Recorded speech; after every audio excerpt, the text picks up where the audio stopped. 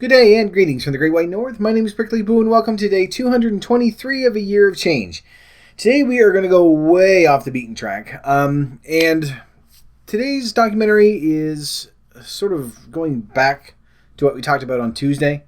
I won't rehash the whole thing, but sort of following in suit with the pro-anorexic and pro-bulimic websites and videos that are out there and everything else.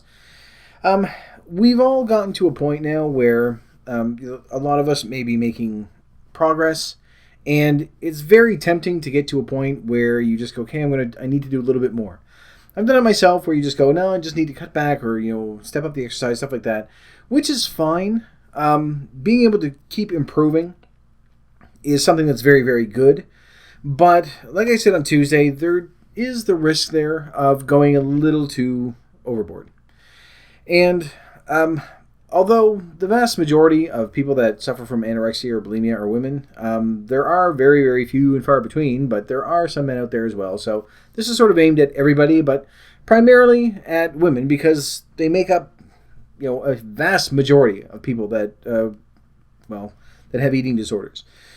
I have a really hard time describing what we have as an eating disorder. And I know that specifically if you're to look at the definition of it, then yes, it is. It's overeating to a point where we're making ourselves sick and we have health issues and everything else. But I have a really hard time reconciling that because for almost all of us, we have the ability to stop just by saying, you know what, enough is enough. I hate myself. I'm going to stop doing this because I'm killing myself. And start losing weight. And whether you lose weight and then bounce back, or whether it's sort of a gradual thing and you're keeping it off. Some people just sort of, lose a tremendous amount of weight and they keep it off because they've just reached a point where they've had enough. But whether you're yo-yoing or actually keeping it off, the ability to lose that weight is there. And for the vast majority of us, it's something that we decide to do. It's not like there isn't really any place that we go to go to rehab or anything like that. So I have a really difficult time looking at my overeating and even just my obesity as an eating disorder because it's more of a, no, I can stop. I know I can because we have. There are some psychological issues attached to it. Our comfort comes from food, so there's that, but it doesn't have the same severity in it or the same feeling that anorexia does or bulimia. I'm going to start rambling on about sort of rehashing Tuesday. The documentary today is actually sort of a little warning sign as well that, we all know someone who has lost a whole shit ton of weight. And it looks kind of odd whether it's through surgery or exercise or diet or whatever it is that they've done. And where we're starting to make progress, like I say, it's very tempting to try to sort of step things up. And again, it's fine. If we're trying to improve, that's okay. But getting to a point where you're doing too much and losing too quickly, to a point where it's unhealthy, and then sort of obsessing over it now that you've started to make that progress and get to that point, that's what we need to sort of worry about. I don't think that there's really any risk for me. If I'm to backslide, it's going to be to overeat. It's not going to be to go too far the other way. Obviously, my progress has been very, very slow, which I want to keep it that way. But I am making progress, but it's part of me is thinking I kind of want to do a little bit more. But if I do that, I think what it'll be is sort of a variety of exercises rather than, stopping the diet. But the documentary from today is actually sort of showing what happens when things do go too far. And it's an older documentary. It's about 10 years old now. And it's simply called Thin. And it just follows 4 people that are going through, I guess you would call it anorexic rehab. Basically going to a center that's designed to help women that are anorexic or bulimic and sort of follows them throughout their course. And it follows them for quite some time. And, although they all have different reasons for it, the underlying cause through the whole thing is that same sort of feeling of self-loathing that we all have. And, while they're handling it a little bit differently, there is that risk, and there have been very, very few, but there have been people that have been overweight and that have, decided to lose it, and then they get obsessed with it, and they get to a point where they're terrified of gaining the weight again. And although the majority of people that are anorexic sort of start out when they're very young, that fear can be the exact same thing, that they are scared of gaining the weight to a point where, I mean, aside from just the fear of it, they see themselves in such a horrible light. I mean, this is something that I think we can all relate to, that like when I see myself, I still see myself at 325 pounds. I don't see the change. And I think a lot of us probably are like that, unless you've done, a drastic weight loss in a very short amount of time. The progress that we're taking, you probably haven't seen a lot of change. Whether it's just, other people may have. Your clothes may fit better or worse if they're baggier. I mean, you're going to feel differences like that, but just looking at yourself, I don't see it. I mean, I can sort of compare pictures side by side of my face and go, okay, yeah, I can kind of see it there. But as far as looking at myself in the mirror, I simply don't see it. And that's sort of a part of what they're going through as well. There's one scene where sounds weird. There's a section in the documentary where they have one of them actually trace her outline on a piece of paper, how she thinks that she looks. And then she traces her exactly, and it fits well inside how she sees herself. But rather than looking at it and going, okay, well, wow, I'm a lot thinner than I think I am, immediately the very first thing that she said was, I see some problem issues, or some problem areas, and starts making notes on it, saying, well, I still have love handles here, and then there's fat over here. And so that sort of self-loathing that we're all familiar with, I think, is a big part of any eating disorder. And when I say eating disorders, I really do mean, things like anorexia and bulimia. I have a really hard time saying that what we have is overeating, just the overeating or eating bad food is a disorder. It might be, but I'm not counting it when I say it. So, and that might be denial, but I doubt it.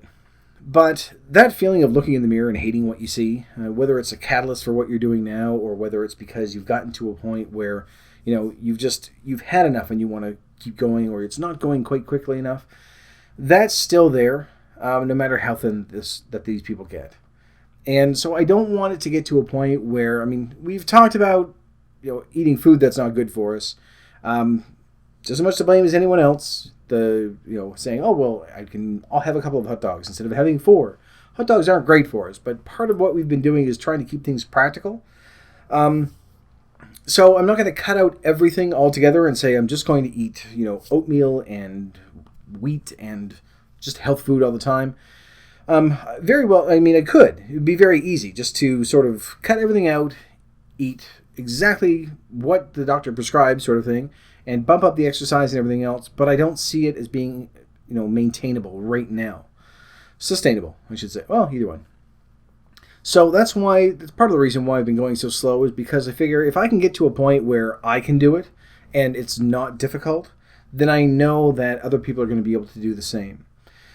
So, but that feeling of, hating what we see and hating how we feel and everything else, no matter how much weight you lose, if you're at that stage at 400 or 500 pounds, you're probably going to still be at that stage, when you hit 200 pounds. And granted, I mean, everyone has a number in their head. My goal is around 175. That's what I'm looking at, to say, okay, that's where I want to get to. Not that, okay, I'm going to be happy when I'm 175. But in my head, I'm thinking, all right, at 175, I won't be fat. I won't be obese. I'll put it that way. And I know that after that, there are going to be things that I'm going to still need to deal with. I'm going to need to exercise more, just because there's going to be all sorts of things where they shouldn't be. Because I just simply, aside from running, walking, I don't exercise, so it's gonna look weird. There's loose skin that we're going to deal with. But even though I'm trying to be as realistic as possible and say, okay, these are the things I know I'm going to deal with, I still would much rather have that than the obesity. But when you get to a stage where 175 isn't enough, so you drop down to 150, and that's not enough, and then 130, and then 110, and then you drop into double digits, and it's still not enough. That's what I want us to avoid, is to get to that point where we say, I'm not happy now. I reached my goal weight, and I'm not happy, which happens quite a bit. Because we think that we're going to hit that goal, and all of a sudden everything's going to turn around overnight. We're just finally going to see the scale and say, my God, 175, this is it, and then the rest of the day is going to be completely different. And it's not. This is a lifelong thing that we're going to be doing. And, having sort of those expectations can be dangerous because you get to a point where it's not good enough, so I'm going to start losing a little bit more, and then I'll exercise more and tone that in, and then you start really sort of restricting foods and cutting things out because you're trying to lose those last 2 pounds, which turn into 4 and 10 and 12. So it's something that, although I don't think the risk is very high for many of us, I do think that, like me, if we do sort of fall off the wagon, it's going to be to overeat. I don't think we're going to sort of obsess over losing more and more and more.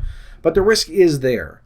And so I'm hoping that this is just going to sort of shed some light to, it's a bit different because the underlying reasons are still there. That self-hatred is the main reason, I think, for a lot of our problems. Whether you're overeating or if you're undereating, if you're anorexic or bulimic or whatever it is. And it's so difficult to look at someone who's really, really thin and go, that's what I want. I want to be that thin. But we know all the health risks that go along with that. But we know the health risks that sort of go along with obesity as well, and we've ignored those. So it's just something that I think, warrants, especially now while we're sort of stepping back and taking a bit of a break for the next week or so, that it's really sort of out there. Because looking at something like this for a weight loss video is probably not very good judgment on my part, because I don't want it to get to a point where people are looking at it and going, that's what I want to do. That's the goal I want to reach. It's just to show that, there are people that are out there that are on the opposite end of the spectrum that are going through the exact same thing that we are. And getting to that point, trying to get thinner and thinner and thinner, is not going to solve it. We're trying to get healthy. And if that means being, 20 pounds heavier than what you think that you should be, if it's still within that healthy weight range and our fat levels are where they need to be and we're exercising, then we've reached our goal. That's what we're trying to do. So with this, it's an eye-opener because you do, almost every single one of them that are actually at this center are young women.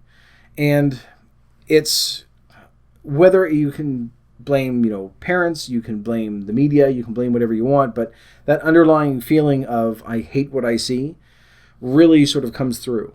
And although they may not look the way that we do, it's that feeling. At least you're going to be able to make that connection that way and understand, yes, it's a different way of looking at it. When you look at yourself and you see that you're just all the way around, you just don't like what you see in the mirror, whether it's because you are too fat or because you think you're too fat, or in some cases you think you're too thin, at least there is that connection there. And it's one of those things that I just sort of want to show to say, we don't need to get to that point. And if you find that you are sort of saying, I'm making a lot of progress and I want to lose more and get down more and more and more, we don't have to. We don't have to get to that point. You're just trading one set of problems for another and one set of health issues for another. So, as I say, this is really off the beaten track as to what we're doing, but it's something that I think it's a good time to do it, just to sort of take a look, and especially where Tuesday sort of went off on a rant about these sorts of things. Just so that as I say, it's not something that I think we're going to really run the risk of, but it's something that is out there that we should keep an eye out for and say, okay, I don't want to get to this point. We want to get to a healthy weight. We may not be toned. We may not be as buff as we want to be. You might not be able to see a six-pack or a ribs or anything else, but we're going to be healthy. We're going to get rid of the excess weight. We're going to be able to exercise on a regular basis. We may never look like a model or a movie star, but we're going to get to a point where we're much, much healthier, and that's the main thing. Anyway, so I'll put that on the playlist for you so you can go take a look. Again, it's just called Thin. It's from 2006, I believe. So I'll put that in the recommended viewing so you can take a look there. I will warn you, there is one scene which I kind of skipped over because it's a little scene. I don't like seeing people throw up, and I'm pretty sure she threw up. I don't know because I kind of went and skipped over that a little bit. So I don't want to see someone barfing on camera. They give you plenty of warning, though, just so you know. But the rest of it, I think it's something that it's a bit of an eye-opener all the way around, and it's something that we can't really relate to physically, but emotionally, I think you'll be able to at least understand where they're coming from. So that's it for this video, though. So I'll put that in there. You can go in, you can take a look, and I'm just going to start repeating myself again. All right. think after 200 days I'd be able to stop doing that, but apparently not. So for right now, I'm going to leave this video here. So thank you very much for watching. If you liked it, please poke the like button for me. In the meantime, keep yourself warm and fuzzy, and I will see you in the next video. Bye-bye.